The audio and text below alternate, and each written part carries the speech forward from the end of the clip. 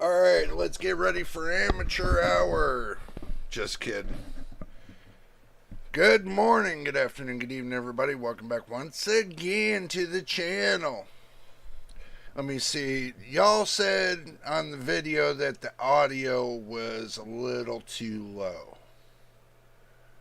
So, let me see what I can do to fix that. Hello, MTBK. Good to see you, man. Let me see what I can fix while I'm messing with this.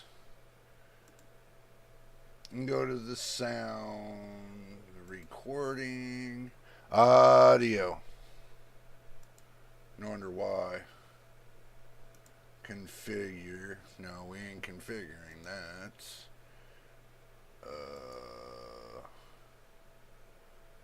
Properties, levels,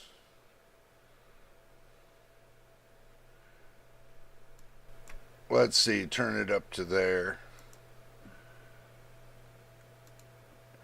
and see what we get.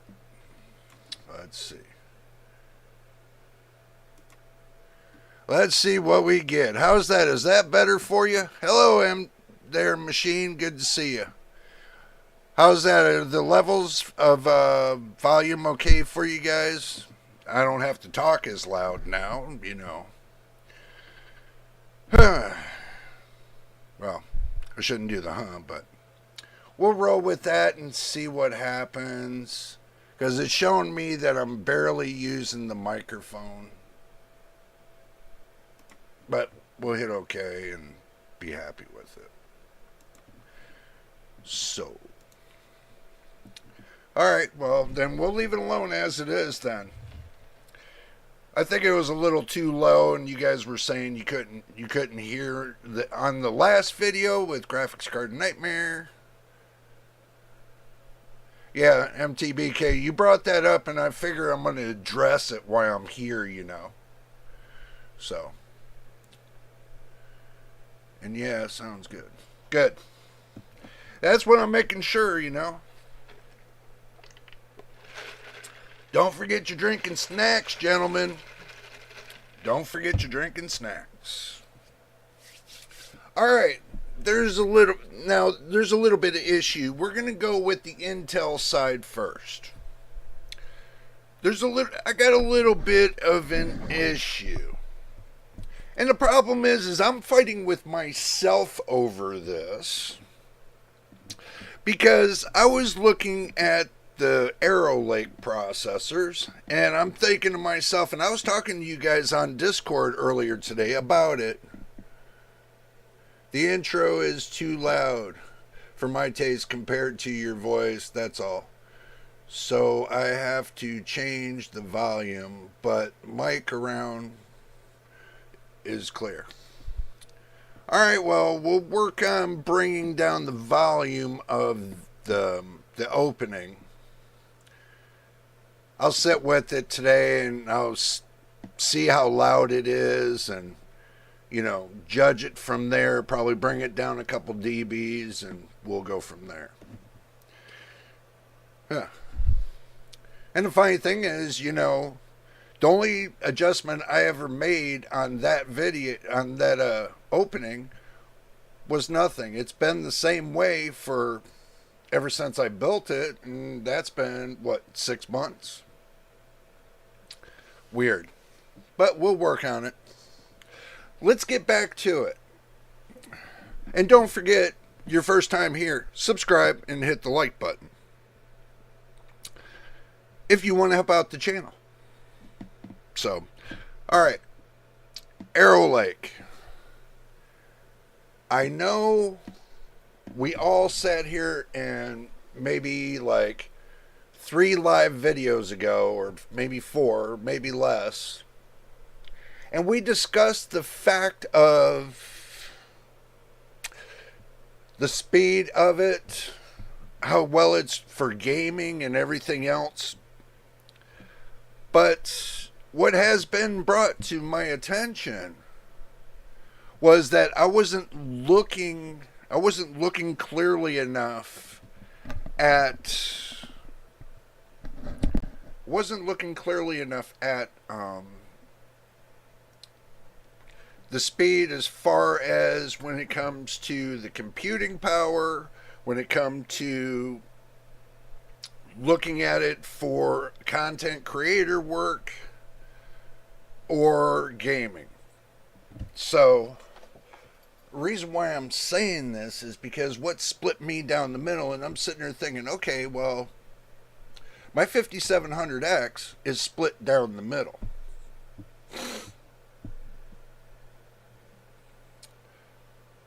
As far as content creator and gaming.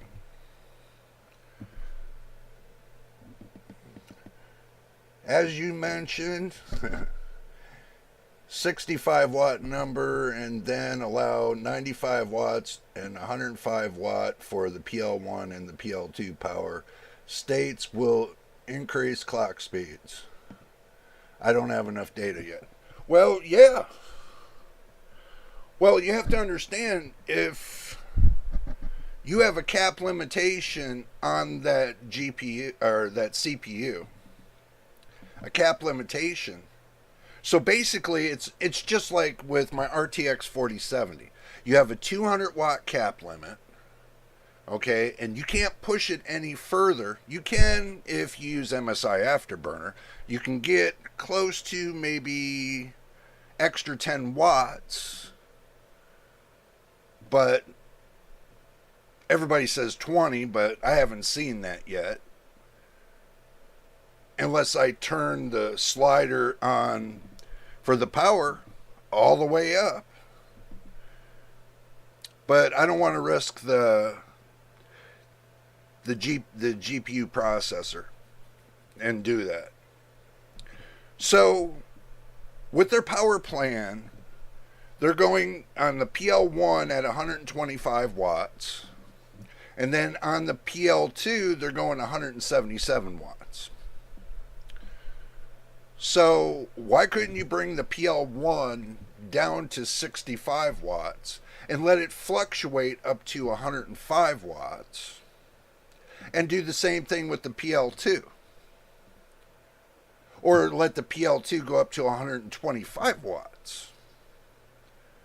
Wouldn't that be the same thing as having 125 watts on PL1 and then having 177 on PL2? Reducing the power is like sort of like an undervolting kind of situation. But it also, too, in a cooling aspect, you would able to keep the amount of cooling down, to a minimal. And thinking about it, you wouldn't hit that high note when it comes to the power. And the high note is the threshold for the amount of temperature that CPU can hit, that borderline. Because y'all know that with Intel, if you hit 95C, that thing is going to downclock. It's going to downclock to a reasonable level, and it's going to sit there. And then you're going to lose the advantage of those extra clocks just sitting there. Okay, go ahead with your question, machine. I'm watching the chat. If you got a question, bring it. I'll be more than happy to answer it. But what I'm thinking is that everybody's letting it run willy-nilly, thinking they can get more out of that processor when they really don't have to. That's my thought. Testing games compared to an i5 14400 versus a Core Ultra 5 245K. Efficiency were not bad. PL, power level machine. Power level. That's the way I've always known it. Power level.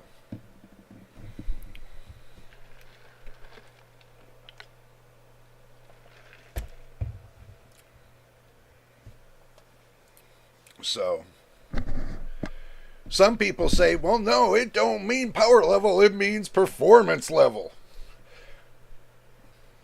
Really? No, it don't mean that. It means big PP level. I mean, there's so many people give me so many responses on what it is. It's basically the power level of those cores.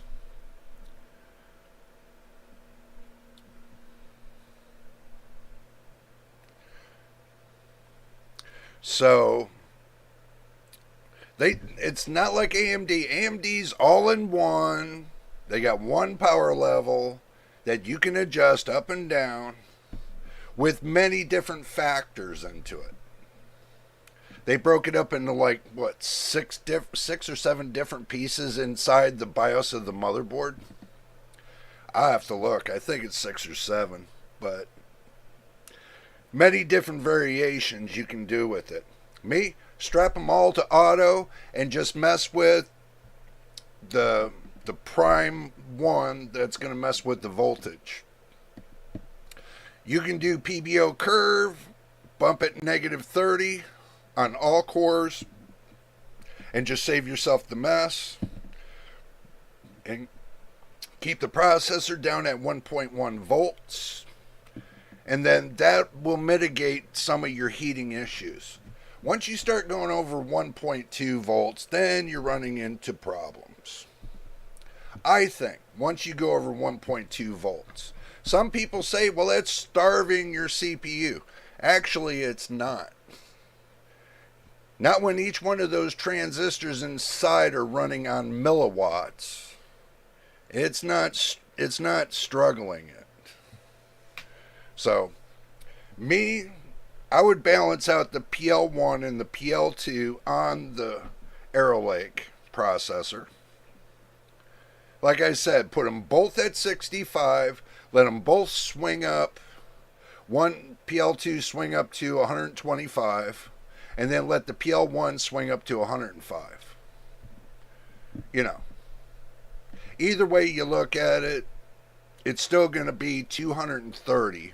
If you put them together and say, okay, well, they're together, I got 230 watts for this processor. So it goes from 120, so 130, 65 on each, 130, going up to 230. So it depends on how you want to put it. Power level 4 is what a CPU can pull tops. Yeah. It's a restriction. Can pull tops. PL3 is quite short term. PL2 is the tops under normal boost conditions. Intel calls it TAU. PL1 is the long term wattage. Yeah, I know. Like I said, if you look at the way I put the power numbers on the max on one and the max on the other, I put the 105 watts on the long term and I put the 125 watts on the short term. So, if you're getting a short term of 125 watts, man, okay, that is more than sufficient enough to get all the power you need for that processor. Look at it that way. And it won't get as hot as you think.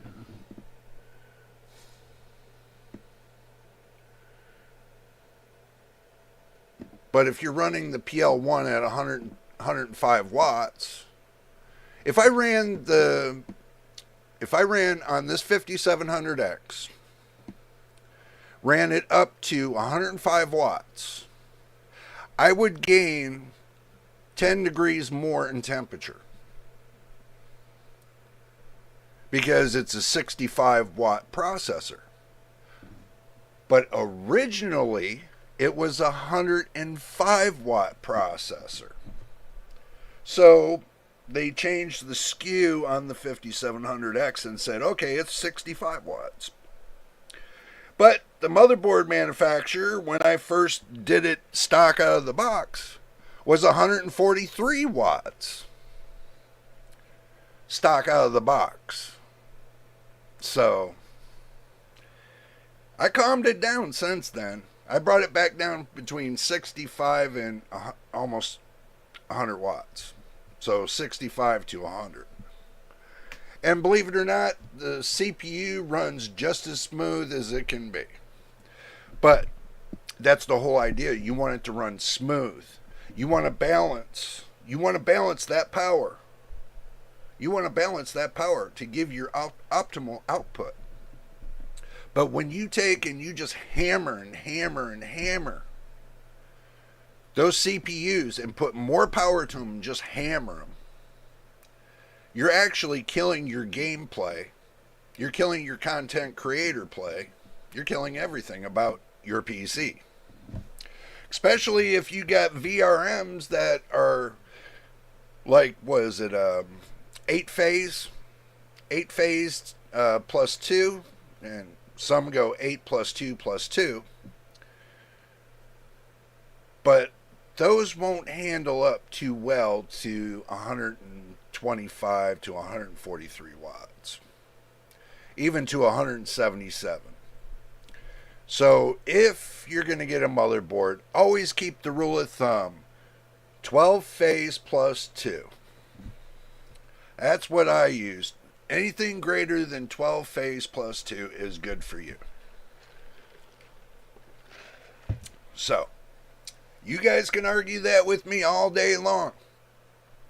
I've already had my hands on an 8 phase VRMs on a motherboard, and the motherboard couldn't keep up. You have your limitations. Most of your processors are running between 12 and 16, and some are running between 22 phase. So, keep that in mind. The bigger these processors get and more speed you get out of these processors, the more VRM they're going to be using. So if you're running an 8 phase, don't expect to get a lot of power out of it. You'll probably kill your motherboard before you do your processor. That's why when I watch those fix or flop videos from different people, I just think they're funny, because the motherboard that they use, and they always complaining about the motherboard burning up and everything else. The reason why is because they didn't research the motherboard to see what kind of phase VRMs they were, and they keep burning up. So, that's because when you overpower your CPU and you don't have enough motherboard to support it, don't expect it to work for you. So, I don't know. You guys tell me what you think about it. I mean, I'm just telling you what's at my mind right now. Especially when they had at CES a motherboard that was 22 phase. Now that is a lot of phases for a processor. But the reason is they broke up the parallels and everything else all through the motherboard, and it requires a lot more of the VRM. Those voltage regulation modules are there to keep power, steady power to your processor, steady power for your RAM, and pretty much everywhere that it's needed on the motherboard. Especially if you're doing 12 volt split phase to 5 volt and stuff like that and so on. I'm not going to get into the complicated crap. Not on this video. We'll have to go deeper into another live video if we're going to go that deep. But, you know. But, as far as Arrow Lake, guys, listen. I might have been a little judgmental on it because of the reviews that I was seeing were showing that the 9800X3D and 100 other processors were getting better performance than this one was, the 285K. For the price point over $600, you expect that CPU to take and, go balls to the wall, guys. Come on. You would expect it at least to be right below the 9800X3D, which AMD did a good job on it, by the way, especially the way they stacked the cache underneath the cores. They did a pretty good job there. I don't see anybody complaining about that one, except for the ones that are accidentally blowing up their 9800X3D. And if you can't handle it, just mail it to me, and I'll be more than happy to use it for you. That's something I was thinking about too. It's like I was going to tell everybody, if you can't handle the 9800X3D, just mail it to me. I'll be more than happy to use it for you.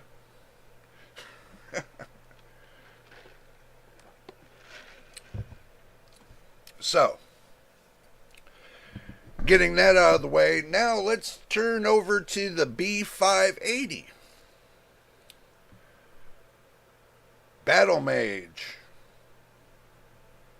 The Battle Mage B580.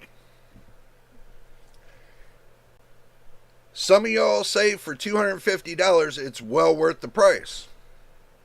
Well, as I was doing my diligence, looking at the price of the 6600, the RX 6600, the RX 6650, the RX 6700, and the RX 6750 XT, somewhere around that price range, somewhat. I'm not going to tell you it is or it isn't. I'm just going to say it's somewhere around that price range.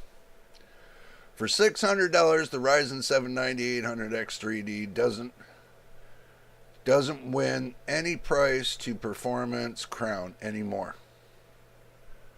Well, the reason why the price went up on that, we'll get back to the graphics card. The reason why the price went up is because it went high in demand. Basically, what the company did is they took and they put a certain amount on the market and they ran out. So that makes it look like high in demand. This is an old tactic that sellers use. That when it goes high in demand, the price goes up. So as long as they keep doing the running out scenario, which is the oldest scenario they've been using since the 60s, and they still use it today and everybody keeps falling into it, sooner or later the 9800X3D is going to go down to $300. Like the 7800X3D did as well. So keep that in mind. So I'm just waiting. I'm waiting my time. So I watched an unbox of the Intel Arc 580 limited edition. I don't know why they call it a limited edition. Because they're going to come out with the B57 or a B770 and a B780 or 790, however. It included a cardboard GPU. Bro, are you serious? A cardboard GPU for $250? To assemble a very sleek made, smooth, with snake oil good stuff. So somebody spent $250 on a cardboard B580, and you think Intel is throwing everybody the line of they're selling you a great GPU. Bro, I think it's December the 13th, it's supposed to come to market. These people that are doing these reviews now are not within the embargo dates. I think it's the 12th on the embargo date. You guys will have to correct me on that, but I think it's the 12th. They do it one day before. So, yeah, cardboard cutout would be good. They can send me those all day, and I'll plug them into my system and see if they work. Really? They don't. People can pre-order it over here, sub 600 euros. That's expensive. If you're going to get a pre-order a cardboard cutout for 600 euros, that's what, 700 and some US dollars? People waiting for a week and a half and are dying. Yeah, I do agree. They still got to wait the embargo date before they can actually, put out the testing results. Tom Peterson explained why Intel calls it a limited edition. Yeah, because it's not coming back. Once it's put out there, there's only going to be so many of them, and then that's it. That's why they call it the limited edition, because they're not putting out any more than what they built. It is truly a limited in numbers, yeah. But they don't make money on these coolers. Well, they didn't do so bad with the limited edition A770. I think that's what it is. A770. They sold a lot more than you think. No, the original box includes a cardboard toy GPU with the real one. Okay. Well, as long as they put the real one in there, I think that's what matters. Reviews on 12th. Yeah. It's the 12th, and then that's when the embargo lifts, and then 13th is when they put it on the shelf. So. And some bought one already and waiting for the drivers. There's a way around the drivers, bro. And people keep forgetting this. If you don't have the original drivers to a GPU, you can always load in, or just wait for Windows to load in the Microsoft drivers. At least you got something to use. So, you can still use the basic Microsoft drivers to load that graphics card. So, I'll let you know a little secret. Microsoft is at least a year ahead when it comes to new product drivers. Nobody ever looks at their product drivers. Nobody ever goes into their computer and see what kind of new updated Microsoft drivers they got in your computer. Nobody looks. But also, too, Microsoft tries to hide the sub-menus, too. You got to be an administrator to see that, our sub-menus and this and that. It's become ridiculous.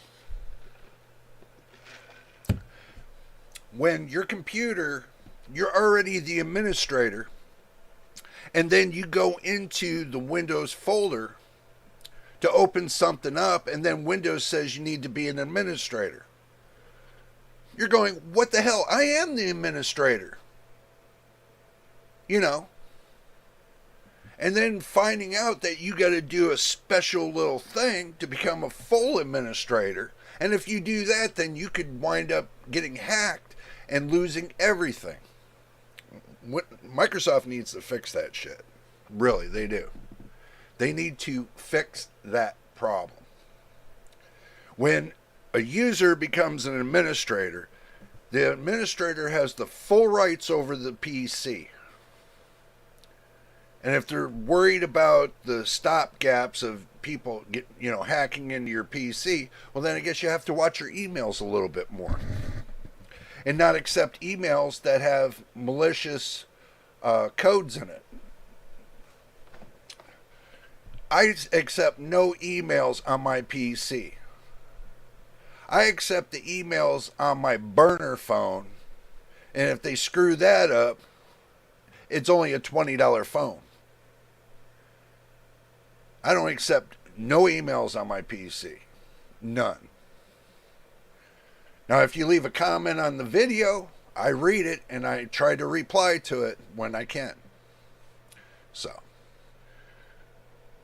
But the 580's coming out, and looking at the numbers on it, let's hope. Oh, well, I can tell you, OpenGL, it's not going to be as great. It's going to be good if you're like running Second Life or something like that, some online, adult service. I say adult service because it is. And when you go to do that, then you're under a total different architecture. So they might be good enough for Second Life. They might be good for one or two of the newer AAA games. But I have my reservations on the amount of streaming processors, streaming cores, or cores in BASIC. See, because Intel doesn't base upon cores. XE cores or XE2 cores, because that's got a different value than the actual core itself. That's what I wanted to bring up to you all. So what I'm going to do is I am gonna open up Google Chrome, and we're going to go on a little bit of an exploration. So let's switch. Okay, exploration time. Let's see, B580 specs.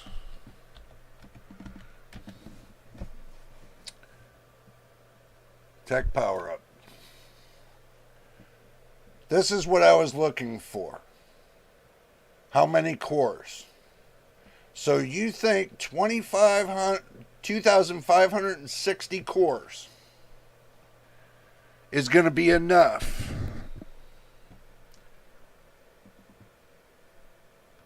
says it'll do 1080p, 1440p, and 4K. 4K, they're kind of stretching it because it's in the yellow. It's good to go in 1440p and 1080p. So it's unreleased. Now, what bothers me is people were saying right here that the GPU was supposed to be PCIe 5.0 X8. I read that somewhere in a leak. And then people just kept leaking it. Now I'm getting here that it's only PCIe 4.0 X8.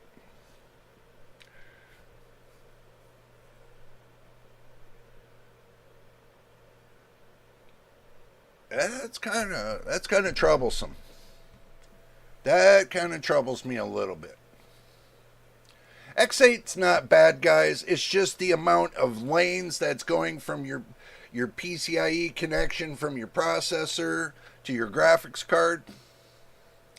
And they got a certain amount of lanes. That means half the lanes on this right here, half the lanes on the graphics card are not being used. So, if they're not being used, then are they going to do the same thing that Asus did, is put build in an SSD to their cards, maybe in the future? Maybe they're going to do something like that. in the future and use up the other X8 lanes? Or they want you just to have that free, you can do it this way too. You can get an adapter, a PCIe adapter, to go into the X4 slot, okay, and plug in another SSD there. So you have room to plug in another SSD if you want to. If you're not using that slot, 9 out of 10 chances you won't be. So,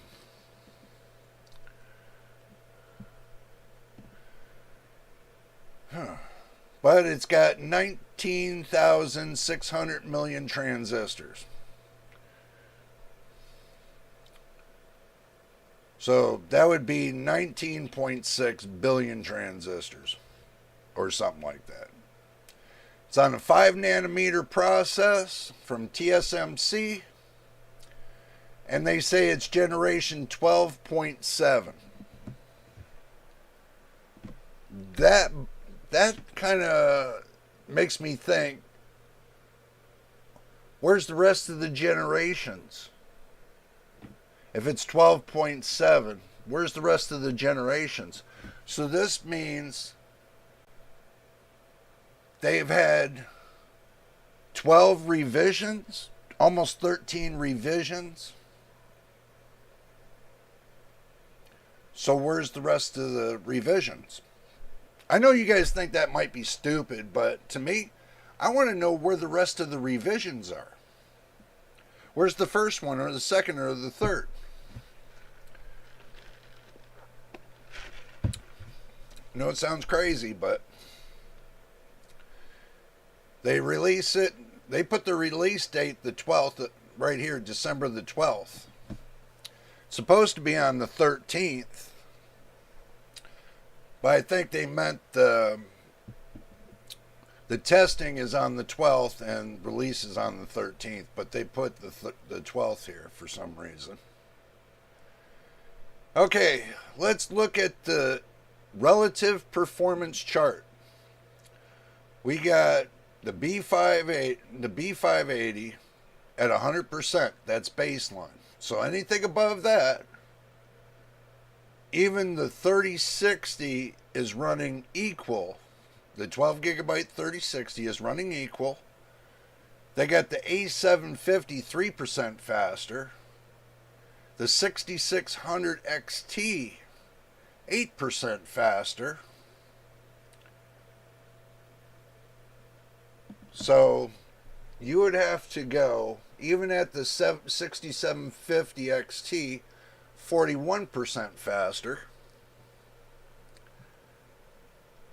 So,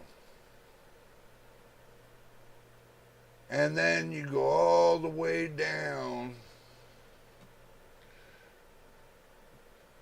and you look at your card,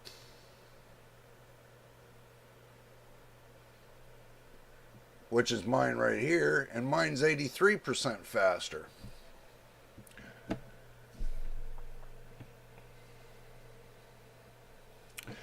The way I learn machine is this.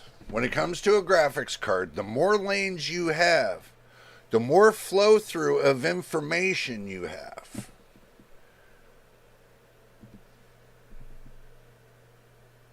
But if you're cutting your lanes in half, then you're cutting that information flow in half. Because do remember, some of those pins carry power. They all don't carry information.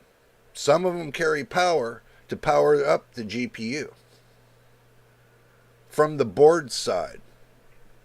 So, because you got to remember, you're pulling 70 to 75 watts of power from your motherboard to suffice one half of the GPU. Now the other half is plugged in on a separate plug coming from the power supply to your GPU.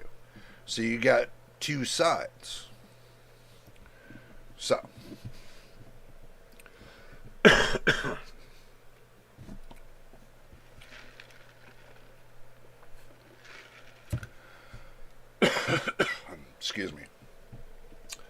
Let's see.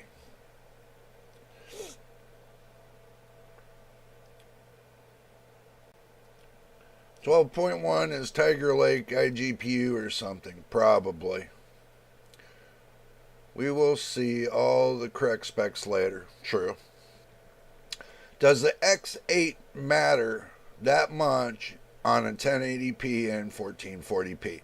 Tip machine, like I said, to me it does. If it doesn't say X16,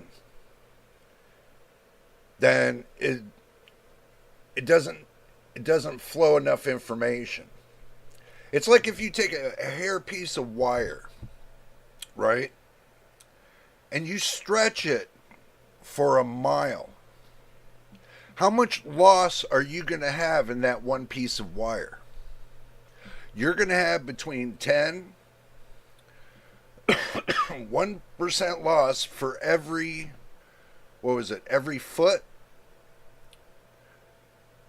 So if you stretch it to a mile, then you're basically going to lose 100%.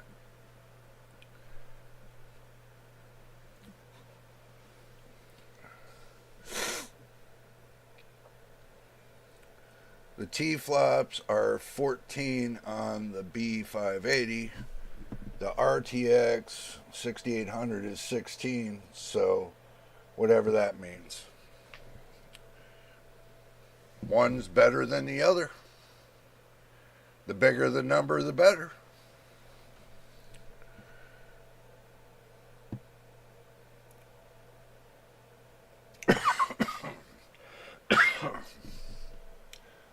I don't even know if the X8 or X16 PCIe 4.0 it is that I know. Does the bus width have to do with the X8? Yes.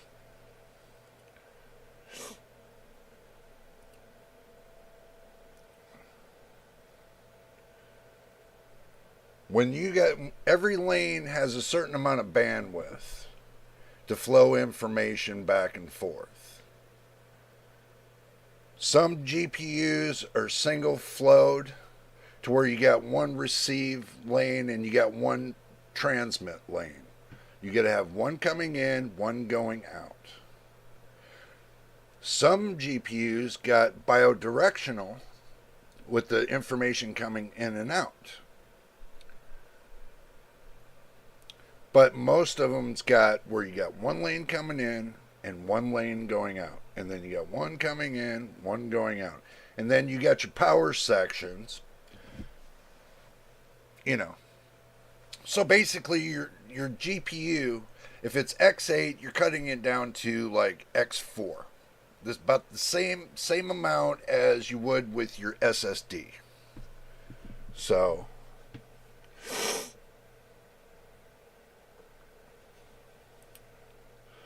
B580 and the 470 have the same bus, I think. No, they don't.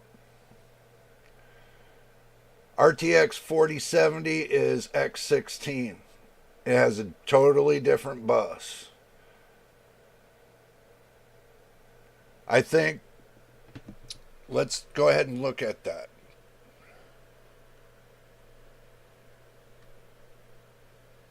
It's 992-bit. But look at the bandwidth. It is only 460. Right here, 460.8. Now, let's do the 4070 specs.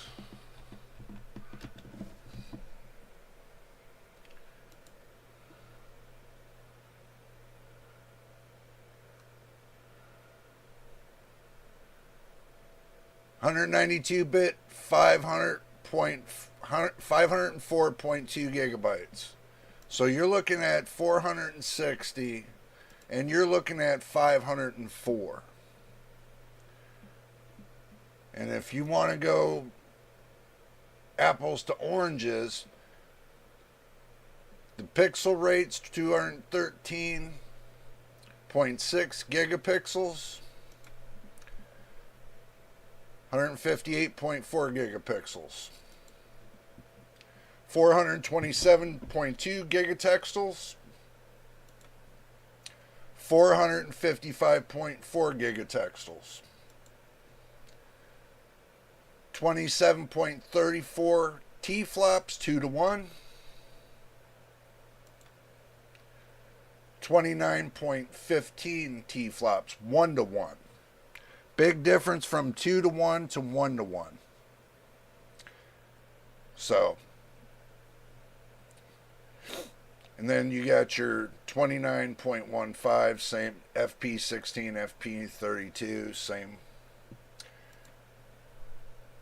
And then you got your FP16. Look at your FP32 on the B580. 13.67. Way different than the 2734. So basically, if you take the 2734 divided by 2, we're going to get the calculator out. So what we're going to do is we're going to take the 2734 and divide it by 2, because it's 2 to 1. Oh, look, 1367. 1367. So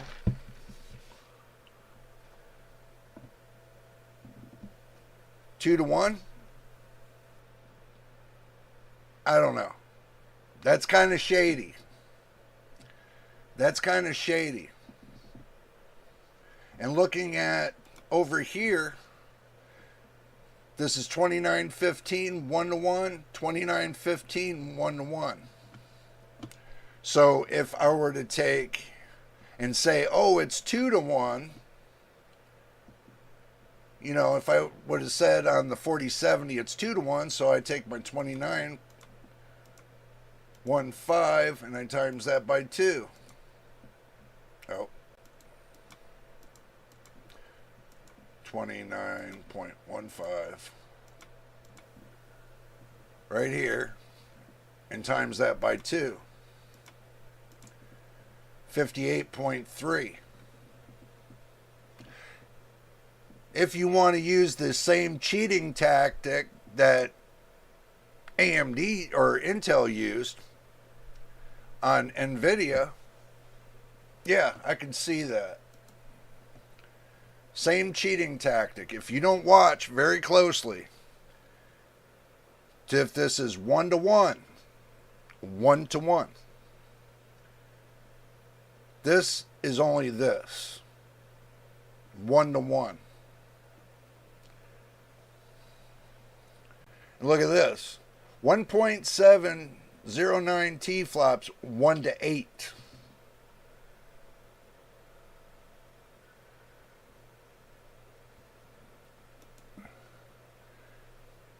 $455.4 G-flops, 1 to 64. 1 to 8. So that means you take 1.709 T-flops and make it 1 to 1. 0.709 divided by 8. 0.21 G-flops, 1 to 1.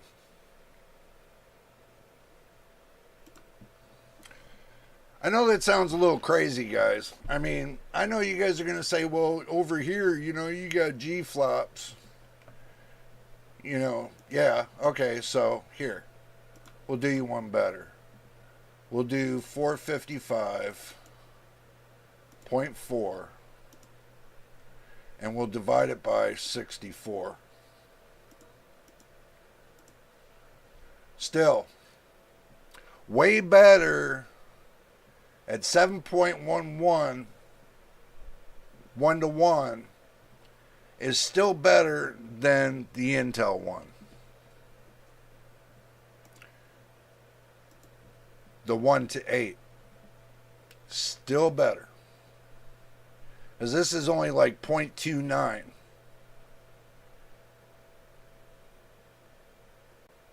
So, I know it sounds crazy, guys. I know it sounds crazy, but to me, I just don't see the speed whatsoever with the 580. But it is a good budget model for entry class GPU, I think. Let's see.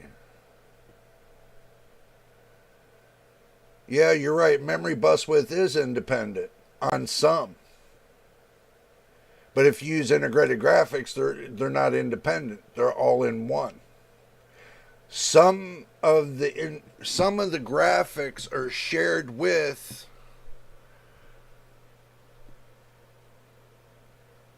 I don't even remember.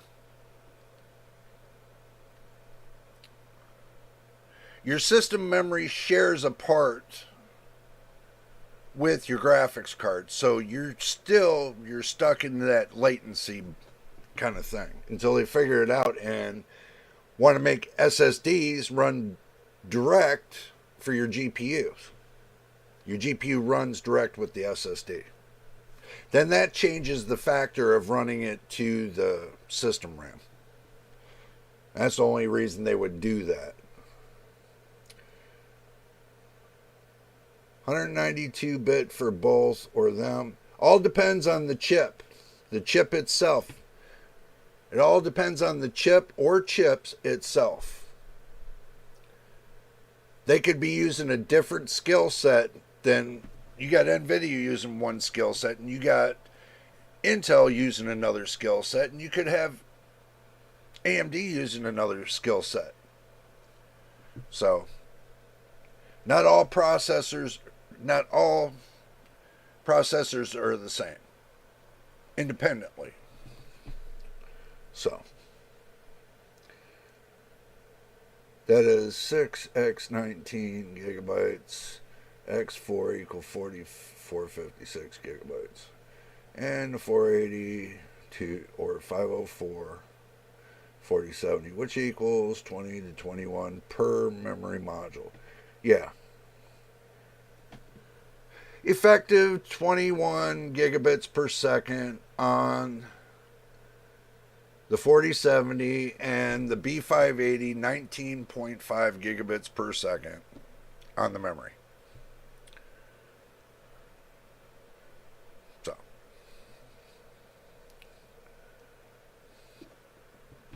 memory bus width is the same, 192-bit. Depends on the process of how they set it up.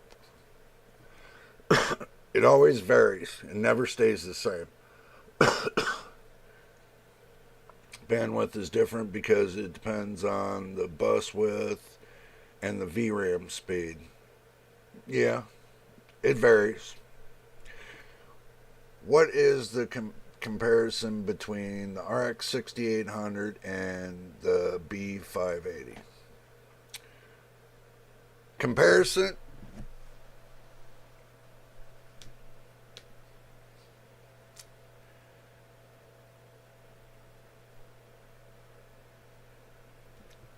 Not much of a different comparison. Except for the 6800, it's going to be a little bit faster than the B580.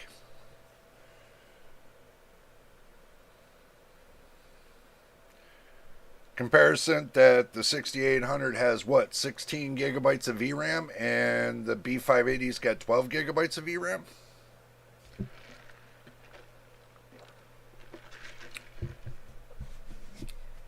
That the B580 might have a touch more speed because it has less memory chips to flow through. Could be.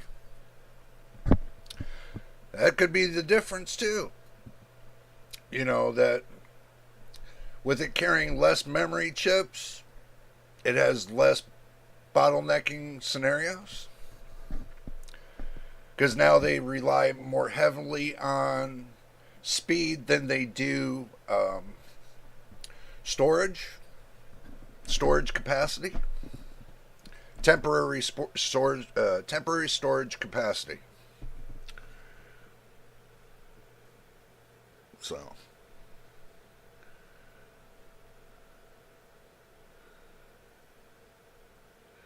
if an RX 6750 XT is faster in average compared to a B580, the RX 6800 is faster as well. Well, that's basically the same thing I said. You know, I was agreeing with you. I was agreeing with you there, MTBK. But we have to look at the facts. Not a lot of people have a lot of money. People are asking the question, is the B580 going to be better for, let's say, older games? Yeah, could be. But it all comes down to the fact, software. This is where is going to be the hard part for me to recommend the B580. Is because they still have not completed all the software updates with the ARC series. They're still not even running at Windows DirectX 12.2. So, this is where I kind of, got my doubts. But at the same time, they could have been fixing all the updates they need to get to that certain point. But now they got the XE2 platform, not the XE1, the XE2. And they have to start at the beginning and work their way up and get all the driver updates and everything else set for launch. I have my reservations on this. I really do. Everybody thinks, oh yeah, the hardware is more expensive, this and that. It's just too pricey and everything else. You're not really paying for the hardware. You're not paying that much for the hardware. Where you're paying out of your yin is for the software. The hardware is one thing. It has its limitations. These companies do, you notice they do critical updates every month. They're just giving you a piece of the speed of that GPU, upping it every month.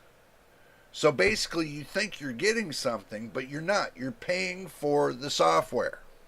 I know you all can argue with that with me all day long, and I'm going to tell you the same damn thing. You're paying a certain amount for the hardware, and you're paying a certain amount for the software. Even though that they say, oh, it's free, it's not free. You think it's free to have a technician on a keyboard typing in all new codes all day long and getting paid for it? Is that free? No, that's not free. Is it free for them to use the electricity to build those codes? No, that's not free. You think it's free for them to pay for that operator's lunch breaks? That ain't free. So basically, the GPU consumes all that into one big price. So basically, they can sell you a cheap GPU and outsell you on the software.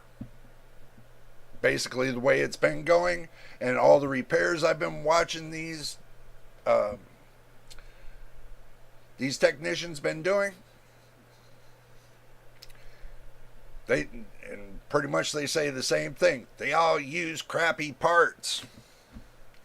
So when you hear that, and they take them apart, and then they fix them and put them back together better than it was, these technicians, and they tell you, oh, they're using crappy parts, I'll tell you what, these companies should take heed to that warning. But they don't. They don't care as long as they're making money. The bottom line, You hear any company tell you the bottom line is what matters the most. Because what they're spending out and what they're having come back in is lining their pockets. Their profit is lining their pockets. They take 3% of their profit, shove it back into the company. The rest of it goes into their pockets. And like I said, when you pay for hardware, you think it's going to cost you $200 and $300 to build a GPU? No. You know how much they, especially when China's building it, you know how much they're spending? Less than, and I've heard this from somebody, less than $100. That's it. Less than $100.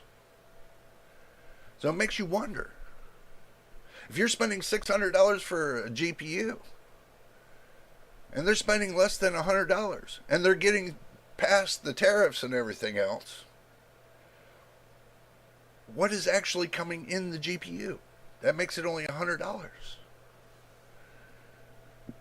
That's not fantasy, guys. This is actual people were telling me this. And they're like, the only thing you're really paying for is the software. That's it. So, the Intel Arc control capture feature results look okay. Just watched an Arc A380 video playing on FF7 remake. I'm not saying they're bad. I'm just saying they're basic.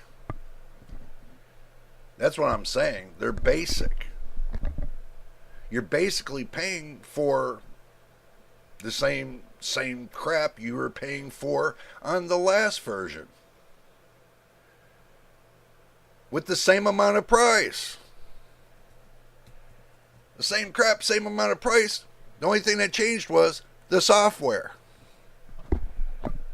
So don't think you're getting something. And I'm not bashing these companies. I'm just telling the truth. I heard companies doing the utmost nasty. Is they're sitting there taking all the GPU processors, they're sitting there scribbling off the name, and then they're remarking them to the next generation and just changing the software. And then they tell everybody, we got a whole new GPU processor that we're putting on there, and it's built from scratch and this and that. Snake oil. Snake oil. So keep believing it when it's all snake oil. That's all it is. It is snake oil.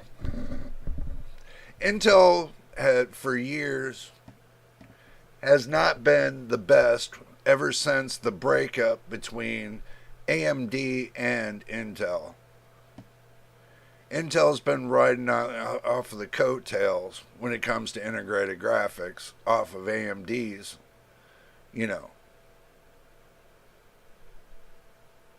2-cent side. You think they had extra special drivers when it come to Intel integrated graphics? No. Still the same stuff, just a different SKU. Believe it or not, you can believe what you want. The A770 is faster than the B580. We all know this. The B580 is nothing but an upgrade from the A750. That's all it is. Now, some of these processors, they shut off certain areas of the processor because basically when you manufacture, okay, this is a little manufacturing lesson for y'all. When they manufacture all to save cost They manufacture all the GPUs the same. Even though that they got different numbers. Unless they're a different nanometer. They put all the same amount of transistors on the CPU, the GPU processors. So, and they turn some on and they turn some off. Now, if you get the layout of the GPU processor, you can go and add in stuff yourself and make it bigger and better if you wanted to. So, not a lot of people know that, but unless you know what you're doing to do that, I wouldn't try it. I doubt the A770 is faster than the B580. So I can't say I know. Well, I can say this by looking at the numbers. By looking at the numbers and looking at the streaming processors, you can't tell me that with, let's say, the 7800 XT having 3500 streaming processing cores, or bet more, might be 35 or 3840, somewhere in there. You can't tell me that a processor with 2800 streaming processors is going to be faster than the 38. You get some kind of a gap there. But if Intel can do it, I'm sure, or if AMD can do it, I'm sure Intel can do it. That's the thing. Because with those 38, they're able to match speed with the 4070 on the 7800 XT to match speeds with those two together in the mid-range GPUs. So, you got one with 38 and you got the other one with 58.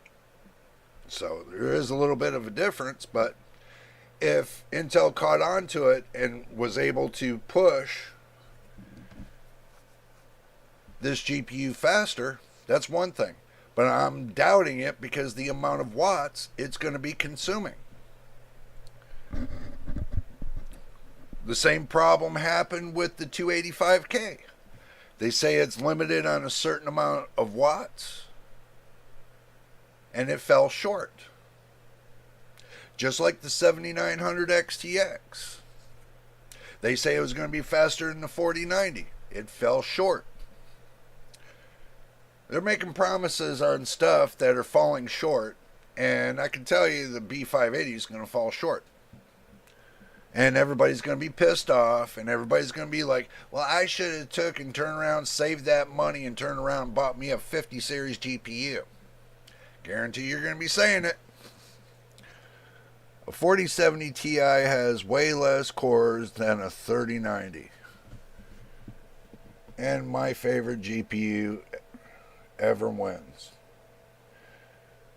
Well, with Nvidia doing away with the 40 series GPUs, whatever's on the market is on the market until the 50 series comes out. Now, if they're going to do the same thing with the 30, the 20, and the 10, and the 16, and just flush all of it out and stop building them and have everybody wait for the 50 series, I'm telling you, prices are going to get a little bit heavier.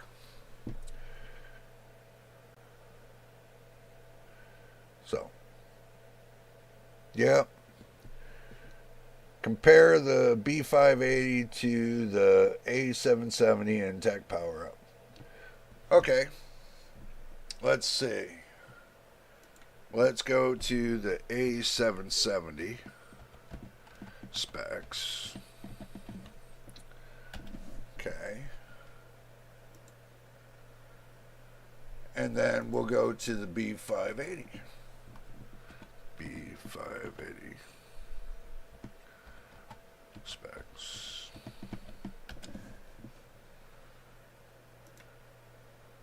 Okay, so we'll do that. We will look. Alrighty. A770 BGM G21. Or no. DG2 512. 4096 cores. 580. 2560. TMUs 256. TMUs 160. ROPS 128. ROPS 80. You getting the point now, aren't you? 16 gigabytes of VRAM. GDR6. 12 gigabytes of memory. GDR6. 256-bit bus. A770. B580. 192-bit. So now you've seen that. Let's look at the chart of the A770. A770 right here. B580. Is that marked at 100%? ARC A770. 11% faster. Okay. Now let's look at the clock speeds.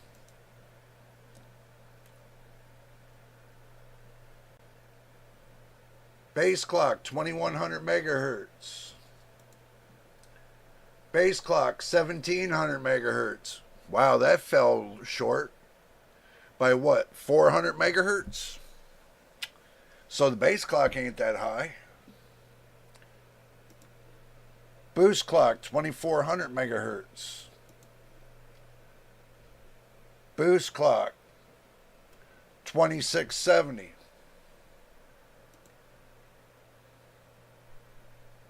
No, this is 2400 megahertz. 2670. Memory clock B580. 19.2 gigabytes effective at 2400 megahertz. 16 gigabytes per second at 2000 megahertz. Big difference. B580. No. B580. That's the only difference I'm really seeing right there. But the bandwidth is different, the memory bus is different, and the memory size and the memory type is the same. Memory size is different, memory size type is the same. So, you can't tell me that right here, and this right here, is going to mean a lot. B580, 213.6 gigapixels. A770, 307.2 gigapixels, way higher. Texture rate, 614.4 gigatextiles. 427.2 gigatextiles. It's going to make a big difference. Let me read what you guys write. A 4070 Ti has way less cores than 3090. I know. One's got 10,000, the other one's got what, 8,000? Somewhere in there, 7,100 something. And my favorite GPU ever wins. The wizard on Tech Power Up who reviews the GPUs will not undermine his own testing. I do know that. I do know that. Not a lot of people like Tech Power Up, but I use it as a reference. I use Tech Power Up as a reference. So, but I'm just saying the difference between the 580 and the 770 is right here. And you can see the difference between the 580 and the B580 and the A770. Definitely can see the difference. So, but that all depends on, what you guys are looking for. If you're thinking about this is going to be something for you, that's X8. This is X16 right here. A770 is X16 PCIe 4.0 X16. Right here. PCIe 4.0 X8. There's gonna be a big difference between these two. This one is gonna be more or less a little bit faster than this one. This is creating a bottleneck scenario. This is balls to the wall. Big difference.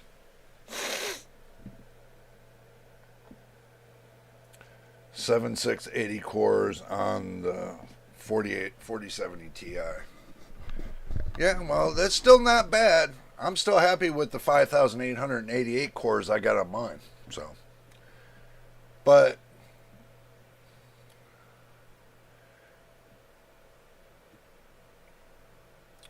I think if they fixed the drivers and the software for the A770, it would be a monstrous GPU. A monstrous GPU for Intel. If they fix this one and get everything to the finish line, it is going to be a beast. If they get everything just right. But that all depends on if they get it right. Okay? But if they don't, then they're going to be stuck using a B580 as a flagship compared to the A770, which is a flagship. This I consider a flagship. This I consider insulting people. This is an insult. Calling it a flagship because it's limited time. You can make any GPU a limited time offer. So, you make a certain amount and you tell everybody that's it, that's all you're getting. And then the pressure mounts on to these companies. And then they're okay, well, we're going to build another handful just for you. To make ourselves look good, we're going to make another handful just for you.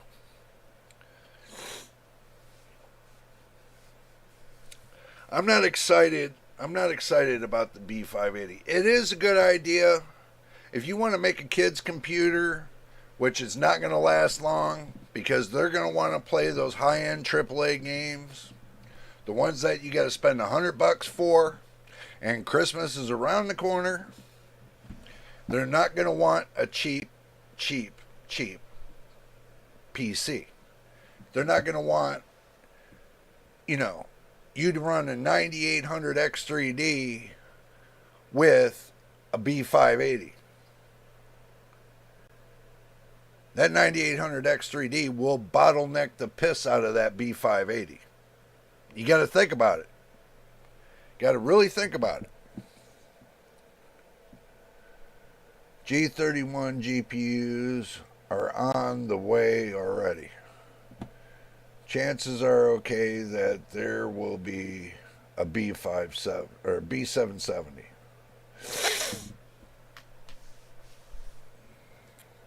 Depends. They told everybody they canceled them. They told everybody they're not building them. They canceled them. So,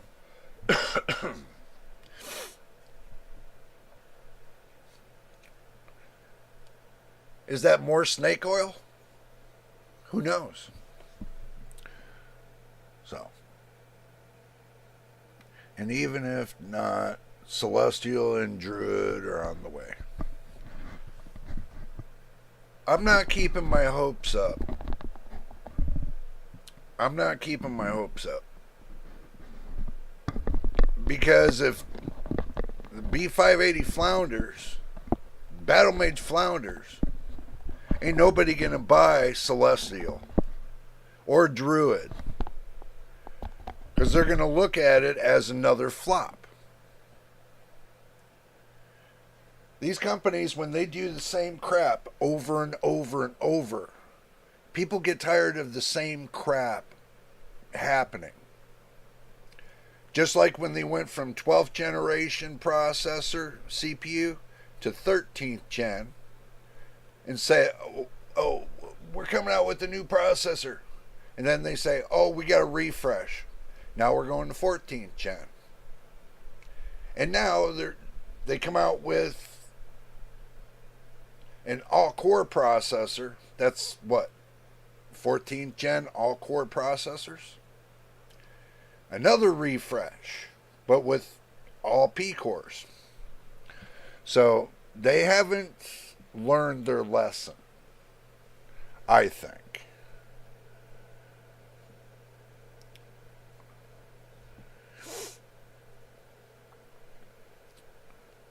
Intel never said B580 is flagship GPU. Well, there's a lot of leaks saying that they're going to use it as a limited edition flagship. You better look again. They said limited edition flagship. And usually that's what they do with their limited editions. They call it the flagship. Just like they did with the A770, and they say, oh, we're only going to produce limited edition. But you got to remember, you got their AIB partners, which is Asus, Gigabyte, ASRock, MSI. They put their twist on it. Those are not flagship. Only flagship is what comes out from AMD, and they sell it on their site. And they say it's a limited edition flagship. But what the AIB partners build is not a flagship. It's just replicas. So I understand your point. So B580 is not a cheaper RTX 4070 Ti. No, it's not. To me, it's a starter. It's basically low-end starter. So basically, it's the bottom of the barrel starter GPU that can help you get up. If you learn your first time building a PC, it's only $250, and you put it together with the B450 motherboard, and you run it with, let's say, a 5800X. Yeah, I would say a 5800X would be the max that you can go on that. Or you can put it with the 5700X 3D. Slap it all together. 64 gigs of RAM. You'll have a really little good, gaming computer. I mean, you can do that. I mean, if you want to go cheap, that's usually how you go cheap. So, sure, the RTX 50 series might come out strong. Yeah, that's what everybody's hoping for. But I think Intel will sell some Battle Mage to be motivated enough to continue. Hopefully. The only flagship I have is in my brain. Yeah. When companies tell me, oh, we got a flagship model, or we got a, one that's specially built by them for the consumers, I usually go with the AIB partners, because what the AIB partners do is they take and they bump up, like the clocks and stuff like that to make it run a little bit faster than what like AMD, Nvidia, or Intel would put out for their processors. So, do you think it will be a good starter 1440p GPU? Yeah, it could be. I can agree to it. Look, you can strap it with the 5800X or a 57, and listen, you can strap it with the 5700X 3D. Was that around $200 for a 5700X 3D? Let's find out. Let's see. If you want to do your due diligence and you want to build a cheap computer, then you can go to Amazon. You don't have to buy used. Because the used market's like selling you everything at new prices. So we go to Amazon, and let's say we go B450 motherboard, which should be cheap. Okay, so you go a $80 motherboard, which I got this motherboard right here for the same price. So you take your calculator out, and you say $80 for the motherboard if you're doing your Christmas shopping. So you do the B450 motherboard, and then you turn around, let's say you want to do a 5700X 3D. Just to say, $200. But you can go 5700X for $150, but you won't get as much cash. So you might want to say, okay, well, $197 is fine. Okay, so you add $197 to the apparel. So you go and you hit the plus button. You go $197 and hit the add. So you're at $277 right now. And let's say you already got the PC case. You already got 850 watt power supply, just to say, and then you'll be fine. And you already got an SSD, so you don't need those three components. You got your fans, or four components. You got your fans. You got your power supply. You got your SSD. And let's say, okay, well, we already know that we're going to spend $197 on a 5700X 3D. Now, let's say we want to do the RAM. Let's do DDR4 RAM. Okay, so you got 3200. Let's say you want to make it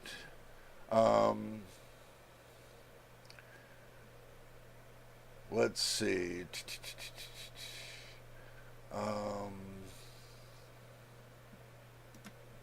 Make sure we put compatible desktop.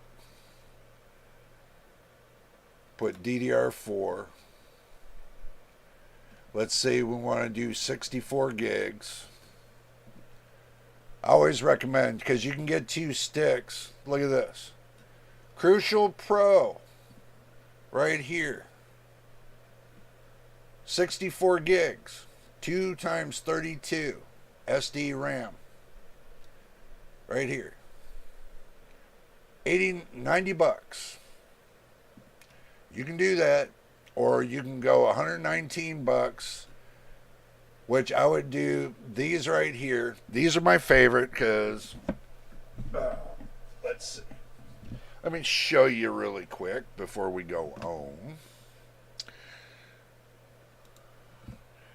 I'll show you my favorite. I got them. So let's go back to that action screen. These are my favorite. If you can find them 3600 megahertz instead of 3200, that would be great. You just got to look around. 3600, 64 gigs right here. 120 bucks. That is still half the price, but double the RAM when it compares to DDR5. So let's say, all right, I'm going to tell y'all, I don't like RGB on my RAM. So I'm not going to do RGB. So taking my calculator, and I'm going to take an add on $120. That's $397. We still haven't added in the graphics card yet. We got the RAM, you got the SSD already, you got the motherboard, you got the processor. Let's see. Oh yeah, all you got to do is add the graphics card in. That's the last amount. So let's say you spend $250 on it. So $250.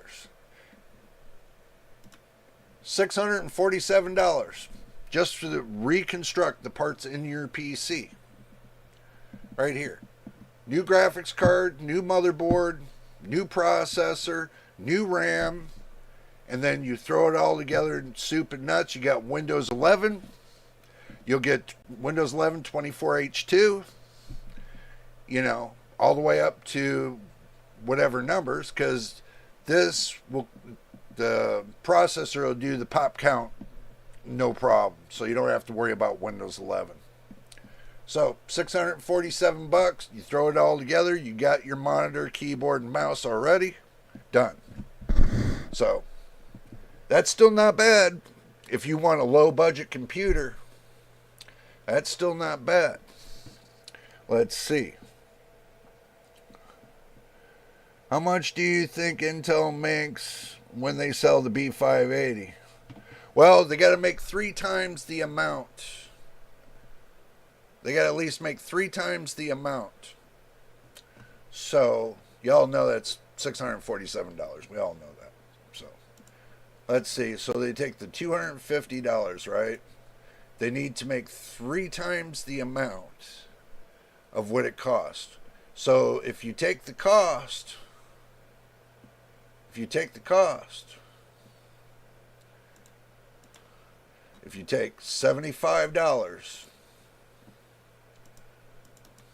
and you times that by 3, they make on average $25.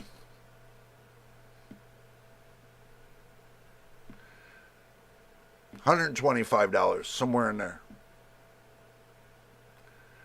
So that's how much they make. About 125 bucks.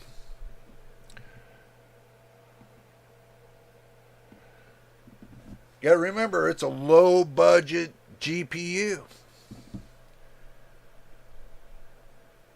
Some companies are not happy with the amount of PCB and putting the heat sinks on it and putting the case all together, that the prices like with Gigabyte and MSI and Asus and all those companies, if they can't build it cheap, they're not going to build it. So that's what I'm waiting to see. I'm waiting to see if they're going to spend the $75 for each one being built. That's not even on top of the GPU processor. You still got to add the GPU processor in.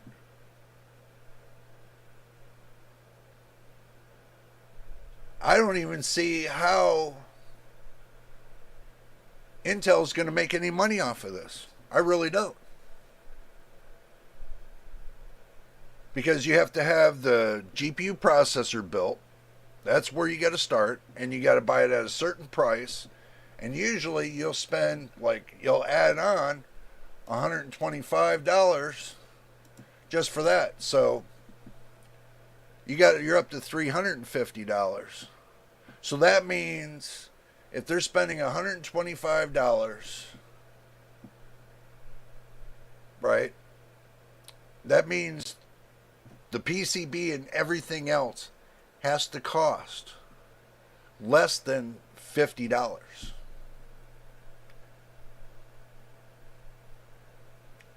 It's a cheap, I'm telling you, it's a cheap GPU. Very cheap. Because not a lot of thought is being put into the GPU. The PCB, the cooler, the covers,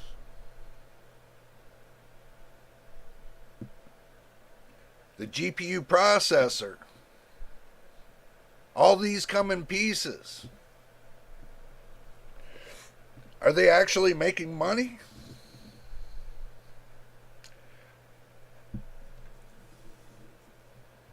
I don't see Intel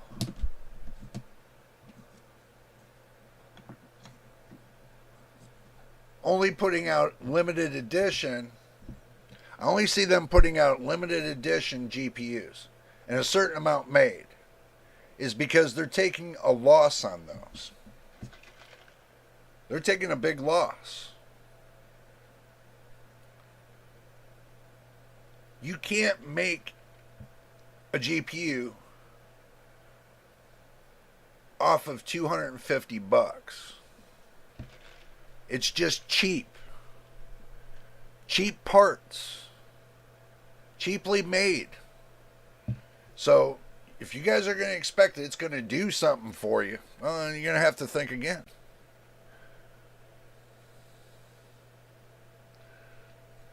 Nvidia makes theirs more expensive is because they're using better quality parts. If you look through some of Nvidia GPUs, they use better quality parts. Even though that the 4090 burns up on the plug, that's cheaply made.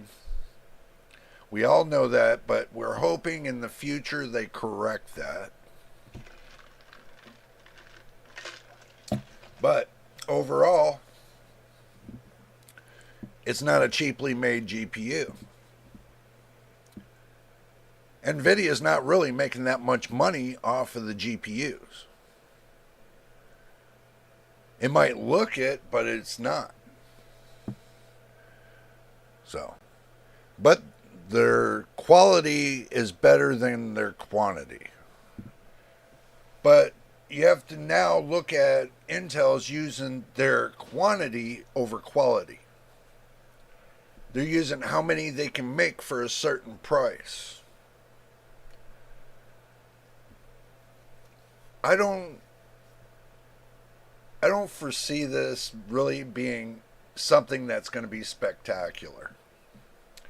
I mean,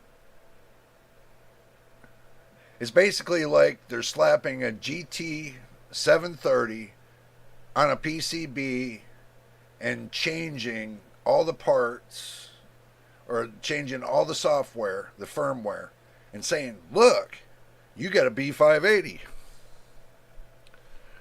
Even though I know they're not the same manufacturers. But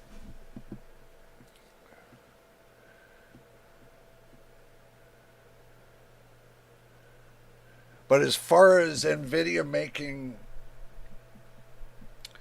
money off of their GPUs 10 times the amount, no, they're only making 3 times. They're only making 3 times the amount. Not even some GPUs are only making 2 times the amount.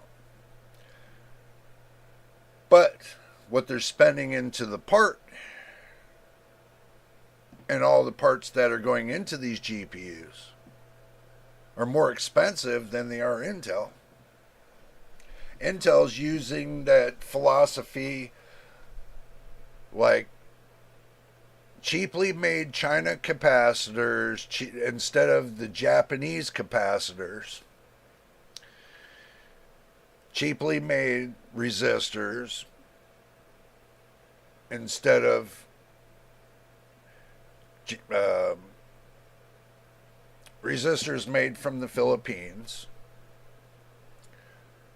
cheaply made diodes that are probably made in Malaysia,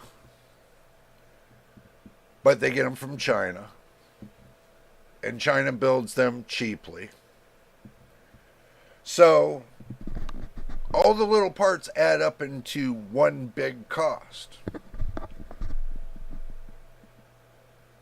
And I've noticed with some of the China GPUs, if you buy them wholesale, you can get them for like $65, $75. So, and that's wholesale, and that's used. Everything that comes from China, when they on AliExpress, nothing is brand new. Nothing is brand new. And that's what everybody has to understand.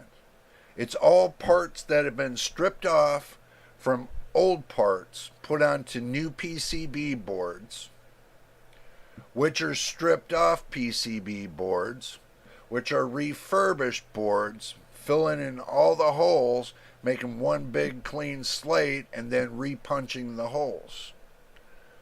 A little bit of fiberglass work. Or some of them do, but now these days,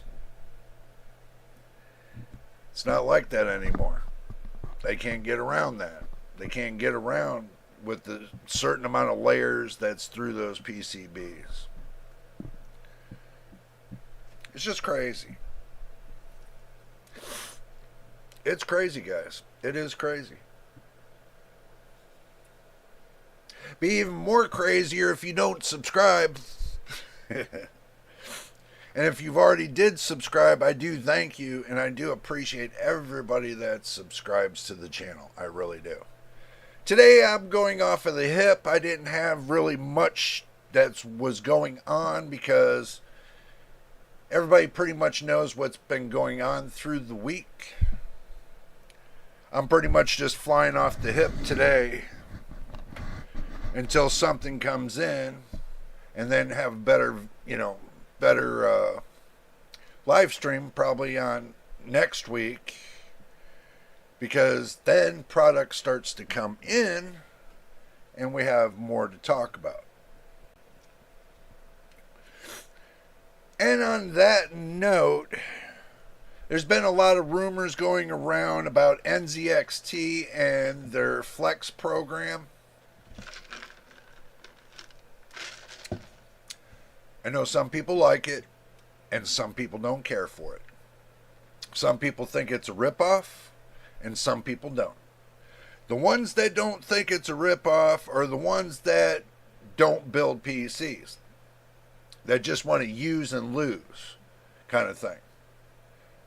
You know, they use it for a while, then they end it, and then they give it back to them, and they're done. Who knows what the utmost cost is if it's all screwed up when they get it back. So basically, when you're buying a rental program like that, don't expect the parts to be brand new. They're probably, when they get the returns, they do a refurbish and they make sure all the pasting's all in there and everything else, and then they turn and push it back out again. So you're getting refurbished. And all the data that you keep up on your hard drive, your SSD, they get to keep and do with whatever they want with it. So they have that option because of the contract you sign. That's what I don't like about it, is because your personal information. They could have said, okay, well, we're going to cut a deal with you. You spend $20, you can keep the hard drive, the SSD drive, that's your personal, we don't want it. They could have done that and say, look, or they could say, well, take the hard drive out or the SSD, you keep it, we just want the rest of the parts back. And that way, they're not touching your data. You have it in your hand, and you can destroy it, and that way you don't have to worry about it. That would have been nice if they would have did that. There wouldn't have been a problem. Boo, NZXT, boo. Here, take my money. I'll take your money. And basically what they're doing, I'll take your money with a smile. But I ain't going to do that, bro. You know that. I mean, it's just a common sense thing. They could have said, okay, well, you know, when they made their money back over the cost of the PC, they could have been nice as an incentive and said, look, we're not going to keep your data. You're going to keep your data. You're going to open up the cover. You're going to take out the SSD, and they show you how. And you take your property of your information with you. That would have changed my mind right there, and I would have said, okay, well, it's a fair deal. Even though you might not have a use for it, but later on down the road, you might have a use for it. So, that would have made me more happy if I was doing a rental program.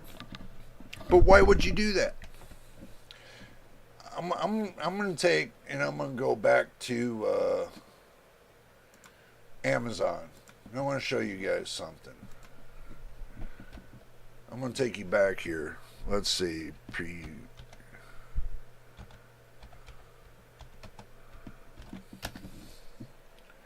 Okay, let's go back. All right, pre-built PCs. Not hard. Let's see. i5 13400F, 3600 megahertz, 16 gigabytes of RAM, RGB RAM. $850. Nice and clean. Looks like it has a little bit of room for modifications. A little bit of room for modifications. And you can use a full well, that is a full ATX board.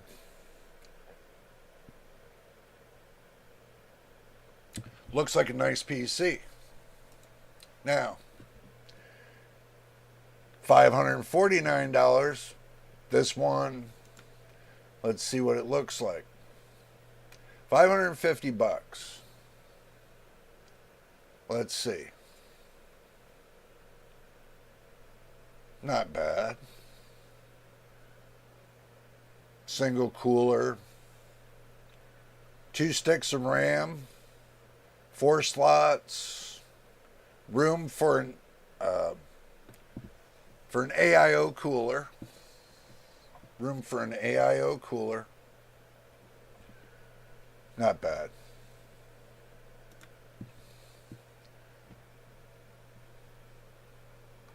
It's cheap.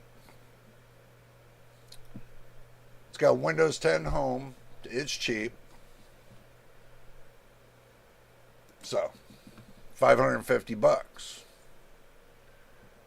It's got an RX 580.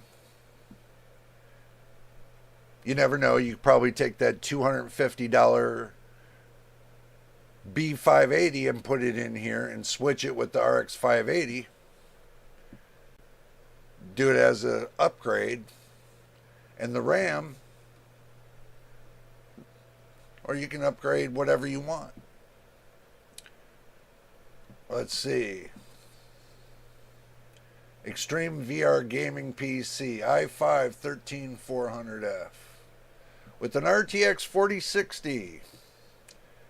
$897.66. And this is a 4060 with 16 gigabytes of DDR5 with the 13400F. This is 5th gen. It's not 4th gen, this is 5th gen. Now the PC I showed you can make was 4th gen or DDR4. This is DDR5. So you have a little bit of room, wiggle room there. Or you can buy one of these for $1,500. I don't think a 14700F would be right for that price. Or a 4070 Super with a 14900KF, 32 gigabytes of DDR5. Let's see.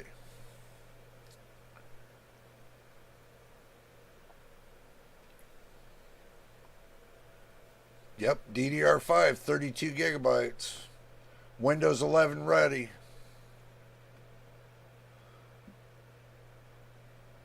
That's a dinky card. Wow.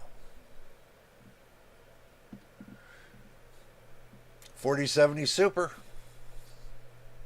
$1,840.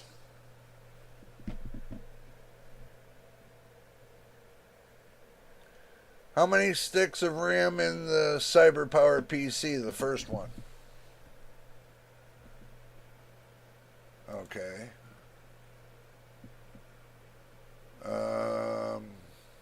You mean this one right here, or this one?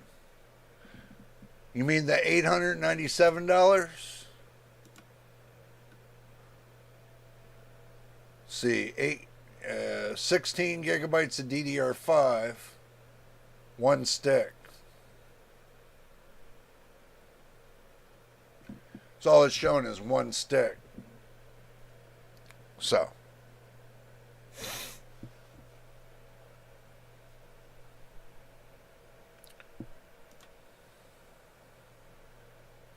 One 16 gigabyte stick. That's all it is. But it's got the 13400F. It's got an Intel B760 chipset. Good combination. 1 terabyte, Gen 4, Windows 11 home.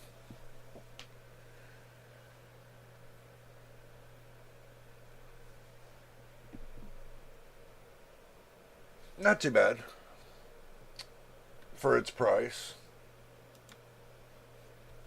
Not too bad for its price. Because some companies, they like being cheap, bro. They don't like doing 2 sticks of 16 gigabytes of VRAM. They don't like doing 32 gigabytes. Some companies will do one 32 gigabyte stick because each stick costs money. So they do one stick so that way they save themselves a bundle of money, you know. Figure if you're spending $42 a stick for DDR5, they'd rather save that other $42. It's a matter of money. Does that slow the system down? Oh, yeah. Yeah, if you're not running double sticks, you're not getting all your performance. I run 4. I have all the lanes filled when it comes to the system RAM. All mine are filled. I get perfect performance. I don't have to worry about it. And plus also too, I got all 4 sticks overclocked to 3400 megahertz. CL16. It's still 1-to-1. So I'm happy with that. Doesn't bother me none.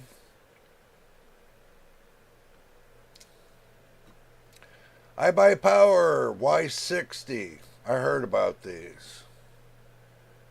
But I don't think I want to use a 7900X. For that price, you're using a 7900X? Ew, no. 8700F? Ouch. Hell no. On AM5, I read that you don't want to run all the slots full. That's on AM5. I'm running AM4, bro. AM4, you can run all the slots into a quad. And that's basically what I did. AM5, you don't want to run more than 2. They tell you to get an ITX board. It only has 2 slots because that eliminates the extra 2. Who knows?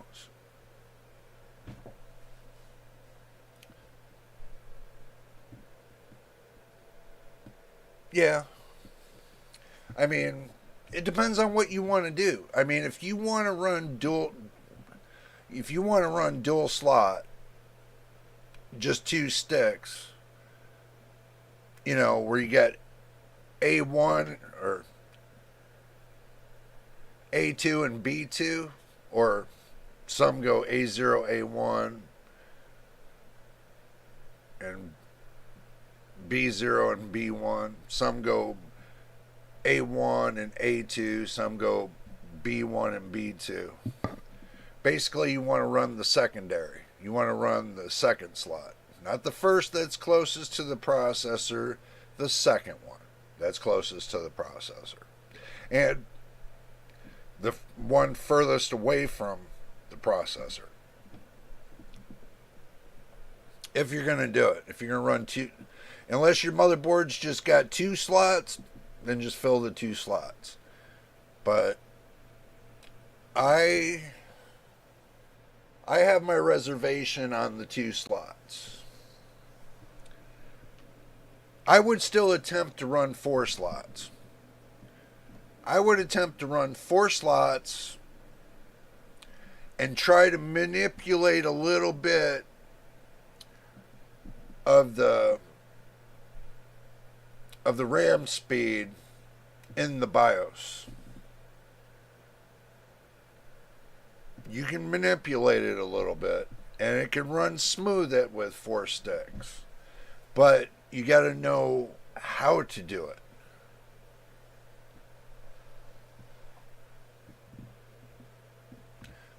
I think it can be done. I mean, that's just my opinion. I think it can be done. I don't like that PC. Not for $1,360. Hell no. Remember, you can take a crappy PC and make it into gold. If you want to.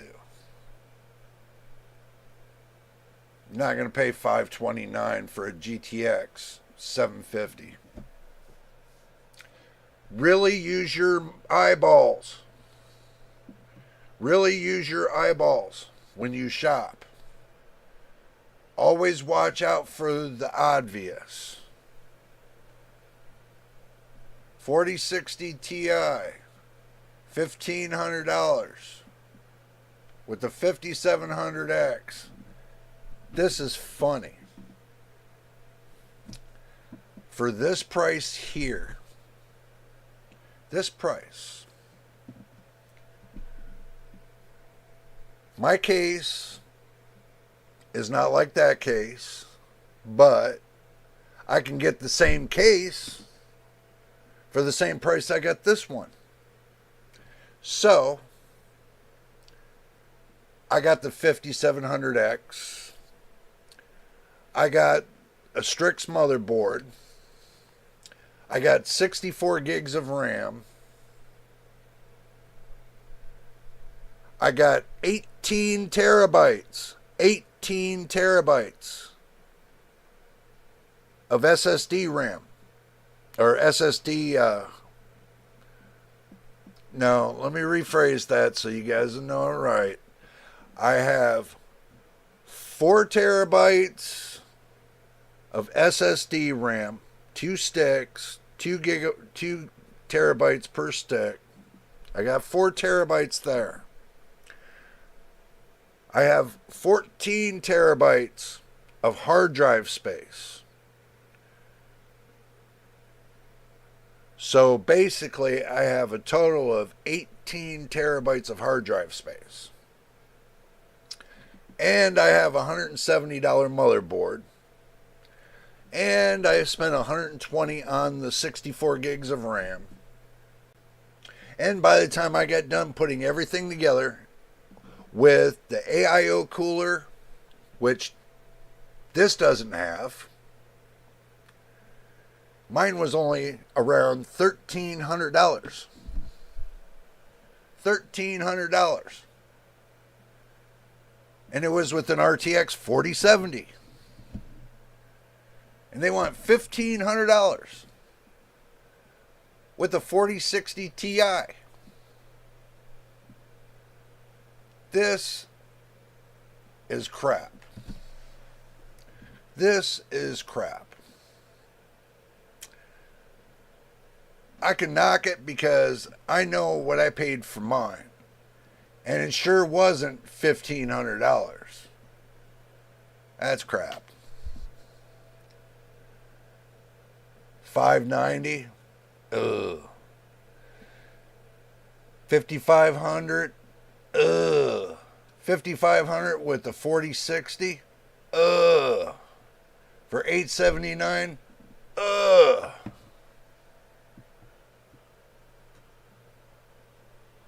A 5700 CPU, maybe, and a 4060 for $830.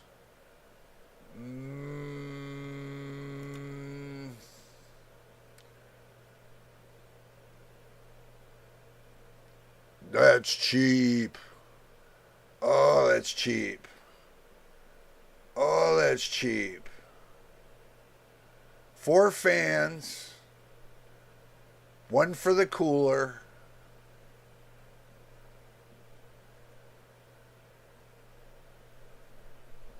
look at the motherboard. It's not even a full ATX. It's an ITX. Almost. Or it's an MATX. That sure isn't no that sure is no ATX. I can tell you the ATX would fall right down around here. Right here. Close to the bottom. Ew. Nasty. 7700. It's not an X version. 4070 Super. $1,600. 32 gigabytes of RAM, 6,400. I can see it now. Machine's going to be trading $1,600 for this. I can see you're going to be looking to get this at $1,600. It's RGB, so it's faster. Oh, come on, man. No, it's not. Look at this, 4060 Ti, $2,000 with the 14900 KF. Bad combination. Very bad combination. Very bad combination. Over the same case that they had here. See, same case. Same case. You best to get something like this. Oh, RGB puke. Oh my God. Unchangeable colors. That's what that tells me. Unchangeable colors. 3,600.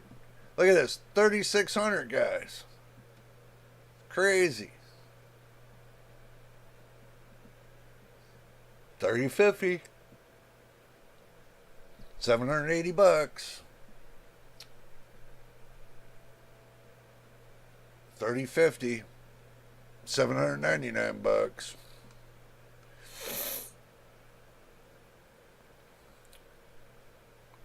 Six core 12 thread. That ain't looking right. You best to go with a laptop, but this ain't looking right. Oh, here we go. This would be the right one for machine. We'll get you a Dell, bro, for $222.99. Small form factor, 4-core, i7 7700, 32 gigabytes of DDR4, 1 terabyte SSD, Windows 10 Pro, excellent condition, renewed. Tells you absolutely nothing about the graphics card. You'll notice each one of these cheap systems, they'll say nothing about the graphics card. Nothing. But I can tell you, I have a Dell Optiplex that's full form factor. You can change the motherboard out of the case. You can change the power supply out of the case. It's non-proprietary. But I like the case. A little modification and become better. I have a case, the white one. Looks great there, no GPU. Yep, that's about it. No GPU. Look at this. No GPU. Right here. No GP puke. Proprietary.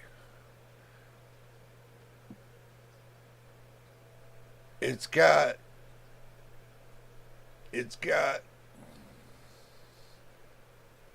2 display ports. It's got 1 HDMI.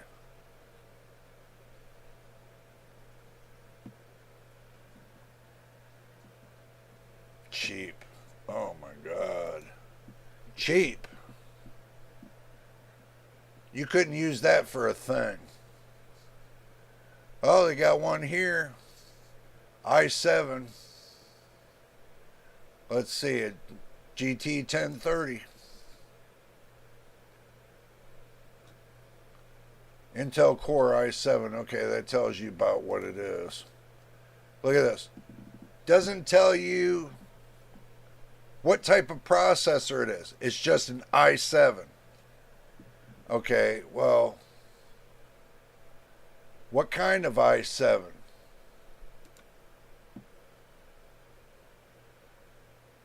Processor. LGA 1150. i7. Okay, so it's 1150. So you're telling me that you're trying to sell us a second gen processor, an i7 2600 with 4 cores. An i7 2600. Wow. Yep, with serial port. Wow.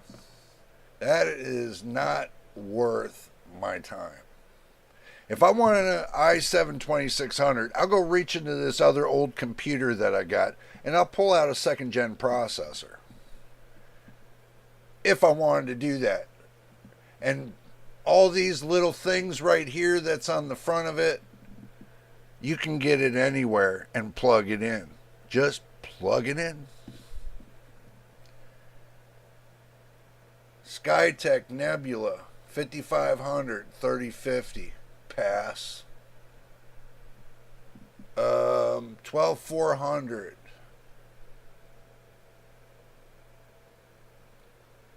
3200 megahertz 16 gigabytes for $749. Gotta be kidding me. Unbelievable. See, now when I told you guys the build cost, if you want to build it from scratch and build a low budget, the one I told you, the parts I told you to pick up are a lot faster than the parts that are in here. A lot faster than in here for this price. It's crazy. Look, 5700X. You know, I mean, you could get a 5700X 3D. If you're in gaming, that's pretty much what you're into. You wouldn't pay $1,000 for a 5700X. You'd rather go with the 5700X 3D. But anyway, all right. Let's see. Let's close out. And we had a bunch of fun today. Hopefully you guys had a bunch of fun today with me as we went through all the smoke and mirrors and grinds and everything else. But it is about that time that I jump out of here.